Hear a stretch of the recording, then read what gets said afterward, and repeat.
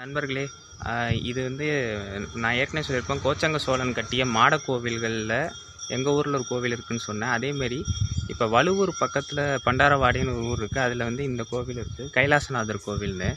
இந்த சிலையை நல்லா கவனிக்கலாம். இது வந்து பாலமுருகன் அப்படின்னு சொல்லக்கூடிய ஞான பாலமுருகன் போட்டிருக்கு. இந்த முருகன் கையில் வந்து வேல் இல்லை. வேல் இல்லாத முருகனை வந்து இங்கே பார்க்க முடியுது. இது வந்து கோச்சங்க சோழன் கட்டிய கோவில். 70 மாட கோயிலில் அவர் கட்டிய ஒரு கோவில் இது.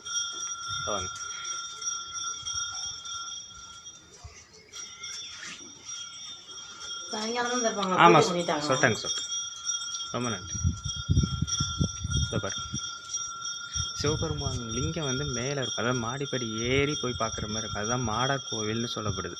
சிவன் வந்து எப்போவுமே ஏற்றத்தில் வந்து ஒரு அரண் மாதிரி அமைச்சு அதில் வந்து லிங்கம் இருக்கும். அதுதான் மாட கோவில் சொல்லுவாங்க. இப்படி தான் திருவானைக்காவல் கோவிலும், அதுவும் மாட கோவில் தான். இப்போதைக்கு